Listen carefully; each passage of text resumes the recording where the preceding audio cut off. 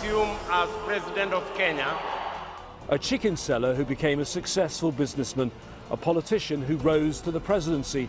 William Ruto was officially declared President of Kenya after narrowly winning the election in August. The results were challenged by his longtime rival, Raila Odinga, who alleged vote rigging and a compromised electoral system. But Kenya's top court upheld Ruto's victory, dismissing the petition to nullify the outcome. While it's widely considered Africa's most stable democracy, Kenya has its fair share of burdens. New York, and it's here that the newly inaugurated President Ruto delivered his first address to the UN General Assembly. And that's where I caught up with him to discuss some of the challenges facing his country, from the deep ethnic divisions to a flailing economy, the threat of armed groups and the worst drought in decades. To William Ruto, President of Kenya, thank you for talking to Al Jazeera. You've only just been sworn in as the 5th president of your country. Let's look back at the election. It was largely peaceful, but it was also extremely close. 14 million votes were cast. There was just, I believe, 200,000 votes between you and the other candidate, the veteran politician Raila Odinga. A disputed election, but then the Supreme Court backed the result and backed your victory. But you've got a country divided almost 50-50. How do you bridge that divide now? I think to say the country is divided is not the right words. I think what we are saying is everybody has a role to play. There will be those of us that I lead that will be leading the executive. My competitors will be doing an equally important responsibility for the people of Kenya by providing oversight over the government that I will set up. So they too will be participating in the governance of our country. And the government of Kenya is the government of Kenya for all people. Whichever way they voted, whoever they voted for, they have a government that will serve them equally. I've been reading lots of profiles about you. They all say you're very hardworking and determined, but also tough and sometimes uncompromising. And you've read these same things I've read. Some people are speculating you might have an authoritarian streak. So are you the right man to build consensus? I think I have a history of building consensus, and majority of the people who have worked with me have come to appreciate that, yes, I am firm, I am determined, I am focused, and is the only reason I have gotten myself here, by being resolute, determined, and focused, because unless you are that firm, you can get nothing done. But the consensus I have built to win this election should confirm to you and all that I am a consensus person. I wouldn't have put together the team that gave me the opportunity to win this election. We said the election was largely peaceful, but you remember 2007, a very bloody election. Over 1,000 people were killed. And I don't have to remind you that after the violence you were indicted by the International Criminal Court. And we have to say those charges of crimes against humanity, they were all later vacated. But I'm asking you now whether you worry that that affects in some way the way members of the international community might view you now. Well, the members of the international community are knowledgeable people, or so I expect. And the law in Kenya, and I guess it's the law, universal law, is that allegations can be made about anybody. And allegations are allegations, unless they are proven. And if allegations are not proven, then it means they just remain rumors and insinuations. The people of Kenya, I didn't get here by any other means, but by choice. The people of Kenya went to the ballot in 2013, chose President Uhuru and myself as his deputy. The same thing in 2017. I ran in this election. The people of Kenya know me that well to make a choice as to what kind of a person I am. I know the international community may carry a bit of that baggage, but I think over the years, many of them have come to realize that I am not the person that was being described in those judges. In your election campaign, you differentiated yourself from other political figures in Kenya. The former President Kenyatta, who was the son of Kenya's first founding president, and your opponent Raila Odinga, who was the son of Kenya's first vice president. And you made the point that you came from a very humble background. You were selling chickens as a child. I think I read you got your first pair of shoes at the age of 15. How does this background, how's it going to affect the way you're going to govern? My background gives me the worldview understanding, if I may say it, of what the issues are. And by virtue of the opportunity I have gone through leadership as a member of parliament, as a minister before, as a deputy president, it also gives me a vantage point on solutions to the challenges that face our country. Your campaign clearly cut through. It was a great success, but now perhaps the difficult bit. You were riding a wave of high expectations. Now you've got to deliver, and you have been come to power at a time when the economy, not just in your country but around the world, is in dire straits. You're facing a global fuel crisis, fuel crisis. I agree. President Kenyatta has put subsidies, when he was president, on to try and support people with food and fuel. Are those sustainable economically much longer? They're not, and that's why I removed them. In fact, the whole subsidy regime was a drain on our development resources. Over the last 3-4 months alone, we spent 140 billion Kenyan shillings on subsidy. When I came into office, the first assignment I had was with the energy sector. And I looked them in the eye and asked them whether this was going to go on, because we were spending 16 billion shillings, money we didn't have, every month on fuel subsidy. I put a stop to it, and the people of Kenya understood that it wasn't in their best interest to continue with fuel subsidies. There are a couple of other things. I made a commitment, for example, that we are going to enhance the financial independence of our judiciary so that we can better place the country at a vantage position for investment where commercial disputes could be decided upon in the shortest time possible. I appointed 6 judges that were outstanding. I have had a discussion with our judiciary, and we intend to expand the scope of independence of our judiciary so that they can do more with the resources that they have. And now they don't have to depend on the executive. They have their own independent budget. I did the same with the police. For a long time, the police were dependent on the office of the president. And what officials did was, if they didn't want a certain case to be investigated, they didn't provide resources for it. I have now, in the last 2 weeks, I have removed the budget of the police from my office, and now they run an independent budget, an independent mandate. They can investigate whatever cases they want. They have to deal with security in the manner in which they figure out, and my government will be there to support them. We are making changes, some of which do not even require financial resources.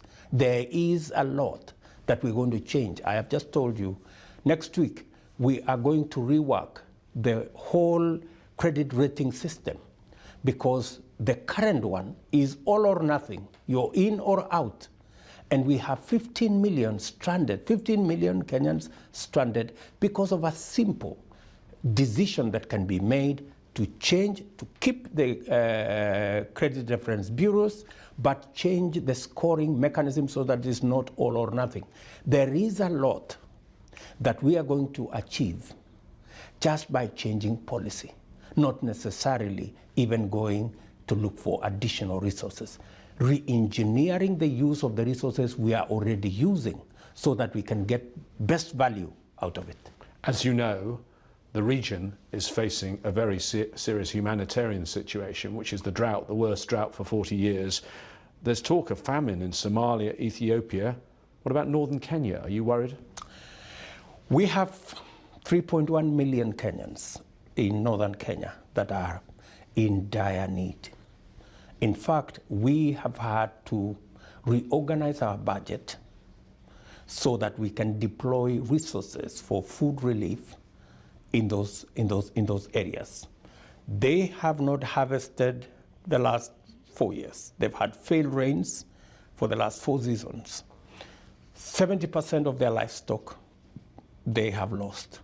And therefore it is a real serious situation. That is why Kenya is championing, is providing leadership on matters to do with climate change, because we are living it every day. We can see it on our faces every day, the effects of climate change. And that's why Kenya will be looking at COP27 to provide the framework where financing for climate adaptation, for climate mitigation. 13 years ago, pledges were made for $100 billion every year. Nothing has been forthcoming. I think it's time for us to have a candid conversation with our partners, with the international community, especially those of us from the continent of Africa, where we are bearing the brunt of the effects of climate change without any support.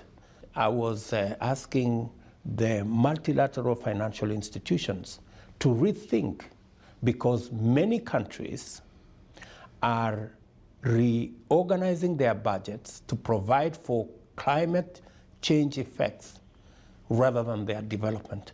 Even areas like education and health are beginning to suffer because you have to direct resources to keep people alive, to provide food, to provide water.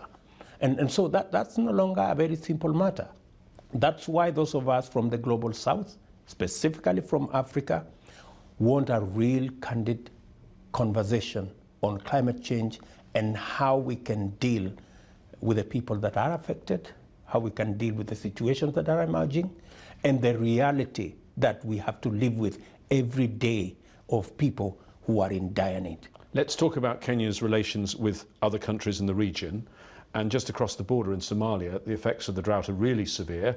There, they've had a peaceful transfer of power. I think many in the international community weren't expecting that. And you have Hassan Sheikh Mohammed back as the president there. He's done the job before. He's ruled out talking to Al-Shabaab and wants to defeat them on the battlefield.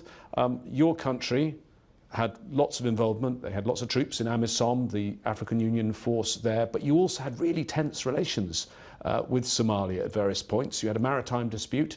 Is the new president someone you can do business with? I have already had 2 meetings with President Hassan Sheikh. I think he is a much more progressive, much more positive person, and is much more committed to fighting terrorism. And he has our full support. We are asking other partners that are with us in Somalia. We have a huge contingent of Kenyan soldiers and other personnel. And it's not a simple thing, because we are paying a huge price for the war against terrorism that's going on in Somalia, and the fact that we don't have a functional government in Somalia. And therefore it's in our best interest, in our economic interest, in our security interest, to make sure Somalia works. And I think President Hassan gives us the best possible chance. And the maritime dispute and all that aside, those are not existential. We can always sort out our maritime, boundary disputes in a peaceful environment. What is of priority to Kenya now is not the maritime dispute. It is stabilizing Somalia, making sure that Somalia is functional, having functional security arrangements so that we can pull out our troops, manage our own country, and then we can do what neighbors do. We can always engage and find solutions to the challenges that face us as neighbors. Another country facing real trouble, drought, but also more conflict, is Ethiopia.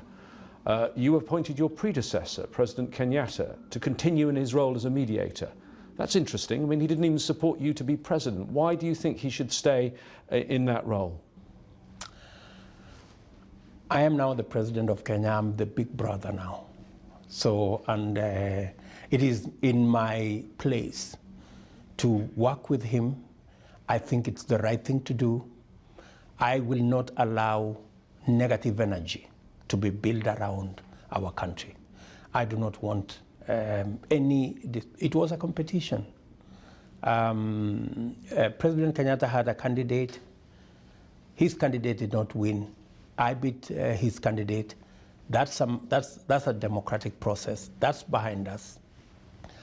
We now have a country to govern, and we have a region to look after. And I believe President Kenyatta can bring value. President Abiy Ahmed, who of course won the Nobel Peace Prize in 2019, but he gave up on peace efforts and has been commanding a war now in recent years. Do you think for a lasting peace he should perhaps step aside now? I think that's not a decision that can be made in a place like here. I think matters of governance are much more complicated. They are not as straightforward as people look or as people watch from a distance. I think President Abiy is still will still play a major role and will be a stabilizing factor in that region. And I think we need to work with him, work with his teams for the eventual resolution of that conflict in that region. I'd like to quickly also touch on the Democratic Republic of Congo, because President Kenyatta is going to have a role there. You have got this East African standby force, which is going to go there, I'm told, as many as potentially 12,000 troops, and Kenya is leading that. And yet there's already a UN force there. Isn't there a danger of confusion, duplication, and alienating the local population by putting this new force in there? I think the decision to have the East African standby force was made in consultation with the UN. So there wouldn't be any possibility of any conflict. Kenya is contributing troops to the UN force in DRC, but we're also contributing troops to the East African standby force. Are you worried, as you start your job, you're committing your soldiers to a new war? They fought for so long in Somalia. Does that in any way worry you? It is our neighborhood. We have no choice. I mean, we wish this could be done by somebody else. But if we don't get involved, it will get to us. The conflict in Somalia is a Kenyan conflict by and large. The challenges we have in Eastern DRC are Kenyan challenges by and large. Eastern DRC is served out of Mombasa port. I think 50% of all imports, exports go through our country. We have a commercial relationship. We're neighbors.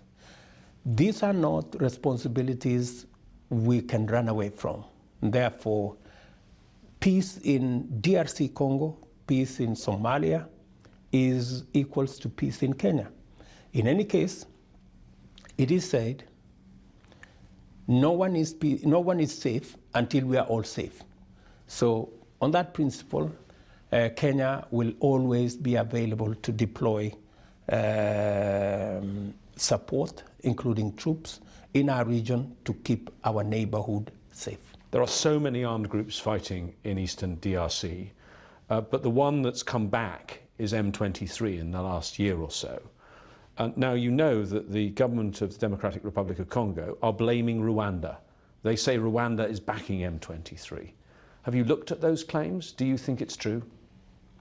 I've had occasion to have a discussion with President Tshisekedi, and I've also had an occasion to speak to President Kagame. I think President Kagame has been forthright that they have nothing to do with M23. There are other people who think otherwise, but we do not want to engage ourselves in blame game and finger pointing. We have to get our hands on it and sort out the issues. And the good thing is that both President Kagame and Felix Tshisekedi are committed to making sure that we sort out that problem as a region. And that's why all our countries are contributing troops to stabilize that region. The Nairobi process, chaired by President Uhuru, has made a lot of progress in making sure that this process is brought to the table. Actors in that conflict are brought to the table, and my government will ensure that that process comes out with results. We are going to commit resources, we are going to commit personnel, we're going to ensure that that process, working with other partners. I have already had a discussion with Secretary Blinken, and we are in consultations on how to move those processes forward so that we can stabilize that region, so that we can also deal with the challenge of terrorism and extremism that comes with instability in our neighborhood. We've discussed issues in Kenya, issues in your region, but currently Kenya serves on the UN Security Council. So to end the interview, I'd like to ask you about the one issue that's dominating international affairs, and that's the war in Ukraine. And there seems to be a difference of opinion. There are some in the global south who say it's now time to stop this, it's time for a peace deal. And there are others, particularly Western countries, saying you can't compromise now because Russia is breaking the basic rule of the UN Charter, which is one country cannot invade another country. Where do you stand? Whatever the proposition, we must bring the conflict to an end. Even if Russia benefits from its aggression? The position of Kenya is that we need a peaceful resolution, a mechanism that will bring the war to a stop, because whatever it is, we are all bearing the brunt of what that conflict portends for us. High food prices, we cannot access fertilizer, we cannot pay for fertilizer, transport for commodities, cereals, fertilizer is all clogged up with the sanctions around it and with everything else that come with it. Our position is that in a war there is no winner and there is no right or wrong.